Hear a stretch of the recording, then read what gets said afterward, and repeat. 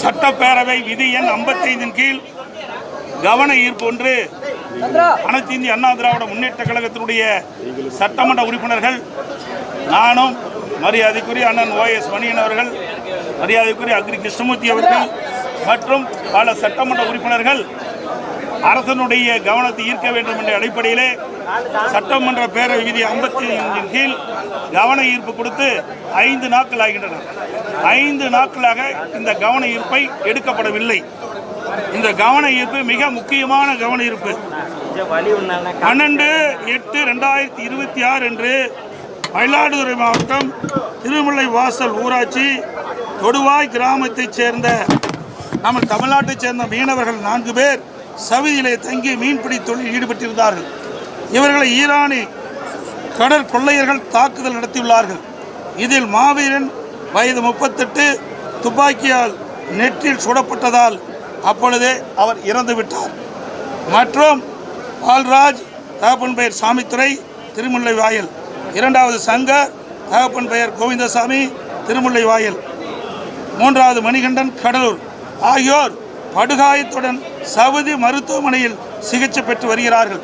இறந்தவர் உடலை தமிழ்நாட்டிற்கு கொண்டு வரவும் காயப்பட்டவர்களை மீட்டு அவர்களுக்கு உரிய சிகிச்சை அளித்து குடும்பத்திற்கு தகுந்த வாழ்வாதார உதவி வழங்கும் அரசனுடைய கவனத்திற்கு கொண்டு வருவது தான் இந்த கவன ஈர்ப்பு தீர்மானத்தை கொடுத்தோம். இந்த அரசாங்கம் தமிழர்களை காப்போம் என்று வாய் அளவில் பேசுகிறாங்க. ஆனால் இன்றைக்கு தமிழ்நாட்டை சேர்ந்த மயிலாடுதுறை மாவட்டத்தை சேர்ந்த மீனவர்கள் 4 பேர் மீன்பிடி தொழில் ஈடுபட்டுக்கின்ற பொழுது சவுதியில் இருக்கின்றவர்கள் அந்த மீனவர்களை சுட்டதால் ஒருவர் இறந்திருக்கிறார். அந்த உடல் தமிழ்நாட்டில் கொண்டு வர வேண்டும். அதை அரசனுடைய கவனத்திற்கு கொண்டு வருவதற்கு மென்ஷன் பண்ணுவதற்கு கூட இங்கே தமிழக வெற்றி கழகத்தினுடைய அரசாங்கம் சட்டப்பேரவைத் தலைவர் சட்டமன்றத்திலே மென்ஷன் பண்ணுவதற்கு கூட அனுமதி கொடுக்கல. அது குறித்து தான் நாங்கள் வெளிநடப்பு செஞ்சிருக்கிறோம். இவர்கள் எப்படி தமிழ்நாட்டு மக்களை காக்க போகிறாங்க?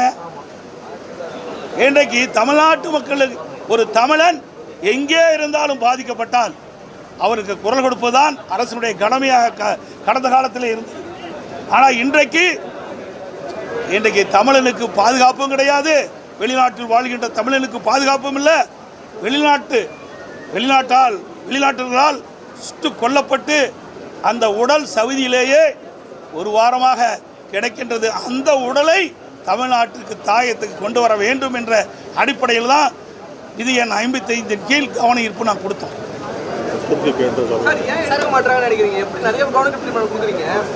சார், இது மற்ற தீர்மானம் வேற, இந்த தீர்மானம் வேற. இது அவருடைய உயிர் இன்றைக்கு வெளிநாட்டில் சுட்டு கொல்லப்பட்டிருக்கார். தமிழ்நாட்டை சேர்ந்த மயிலாடுதுறை மாவட்டத்தை சேர்ந்த திருமுல்லை வாயில் பகுதியைச் சேர்ந்த ஒரு மீனவர், 4 மீனவர் மீன்பிடித்திட்டு இருக்கிறாங்க. அதில் சுடப்படுறார். அதில் ஒருவர் இறந்து விட்டார். அந்த உடல் அங்கேயே இருக்கின்றது. அந்த உடலை மீட்டு தமிழகத்துக்கு கொண்டு வர வேணும். இதுதான் கோரிக்கை. இதில் என்ன இருக்குது?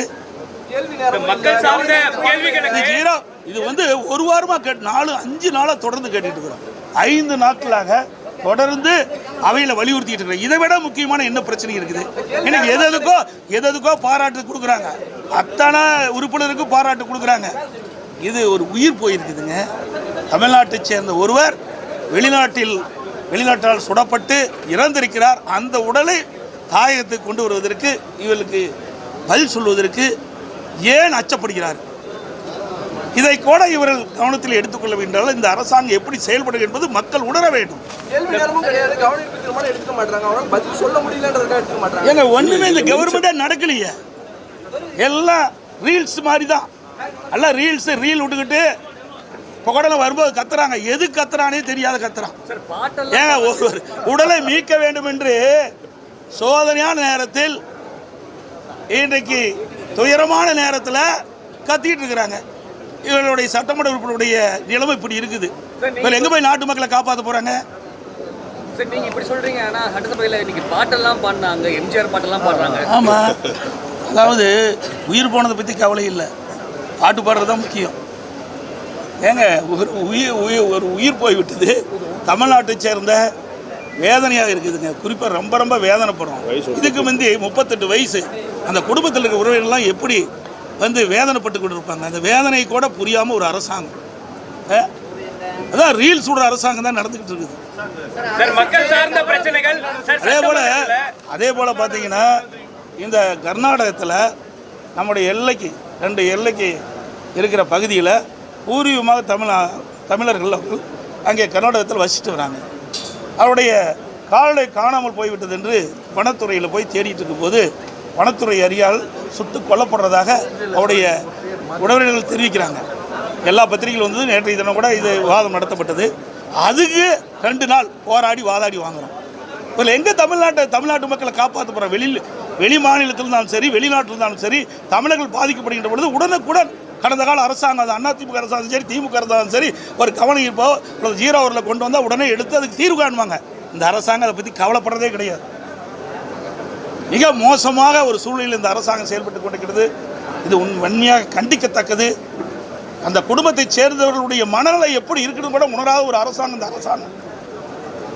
இன்றைக்கு வெளி மாநிலத்திலும் சரி, வெளிநாட்டிலும் சரி, தமிழர்கள் பாதிக்கப்படுகின்ற பொழுது அதற்கு உரிய முறையிலே குரல் கொடுக்கின்ற அரசு தான் உண்மையான தமிழ்நாடு தமிழ் உணர்வு உள்ள அரசாங்கமாக இருக்கு. ஆனால் இந்த அரசாங்கத்தில் தமிழ் உணர்வு என்பதே இல்லை. அதிகாரிகளுக்கு தகவல் கொடுக்கப்பட்டு விட்டதாகவும் இதற்கு முன்பாகவே அரசு கவனத்திற்கு கொண்டதாகவும் சபாநாயகர் வெளியே சொல்லியிருந்தார். ஏன் இதை சொல்ல வேண்டியதான பதில் இல்லை? இதில் என்ன கஷ்டம் இருக்குது? நாங்கள் மென்ஷன் தாங்க பண்ணுறோங்கிறோம். ஏங்க 5 நாட்களாக தொடர்ந்து நாங்கள் இந்த அவையில் மென்ஷன் பண்ணுறோம். இந்த அரசாங்கம் உரிய நடவடிக்கை எடுக்க வேணும். அந்த குடும்பத்தைச் சேர்ந்தவர்கள் தொடர்ந்து எங்கள் சட்டமன்ற உறுப்பினரோடு தொடர்பு கொண்டு எங்களுக்கு உதவி செய்யுங்க. சவுதியில் இருக்கின்ற அந்த மீனவருடைய உடலை மயிலாடுதுறை திருமுல்லை வாயிலுக்கு கொண்டு வர வேண்டும். அங்கே என்ன நடக்குன்னு எங்களுக்கு தெரியல. அது படுகாயமடைந்த 3 பேர் மருத்துவமனையில் இருக்கிறாங்க. அவருக்கு உரிய சிகிச்சை கிடைக்குதா இல்லையான்னு கூட தெரியல. இதையெல்லாம் அந்த குடும்பத்தை சேர்ந்தவர்கள் பதற்றத்தோடு இருக்கிறாங்க. அதைத்தான் எங்களுடைய எதிர்க்கட்சி என்ற முறையில் அரசனுடைய கவனத்துக்கு கொண்டு வரோம். அரசாங்கம் அதுக்கு உண்டான முயற்சி எடுத்து அந்த உடலை தாயகத்துக்கு கொண்டு வருவது கடமை. ஆனால் அதையெல்லாம் தட்டி கழிக்கிறாங்க இந்த அரசாங்கம். 3 நாட்களாக தொடர்ந்து நாங்கள் வலியுறுத்திட்டே இருக்கோம் சட்டமன்றத்தில். இன்றைக்கு எடுக்கிறோம், நாளைக்கு எடுக்கிறோம், 3 நாளைக்கு எடுக்கிறோங்கிறாரு. முதலமைச்சர் எந்த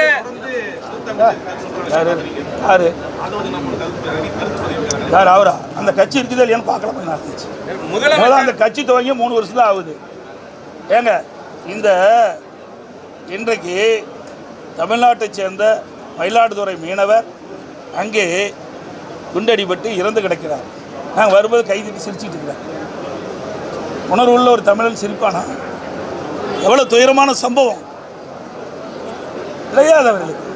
ஏதோ அவர்கள் சட்டமன்ற உறுப்பினர் ஆகிட்டாங்க, ஆட்சி வந்துட்டது, ஆட்சி அதிகாரம் இருக்கிறதுனால என்ன வேணால் செய்யலாம்னு நினைக்கிறாங்க. மக்கள் வெளியில் பார்த்துக்கிட்டு தான் இருக்கிறாங்க. எந்த அளவுக்கு வேகமாக வந்ததோ அந்த ஆட்சி அந்த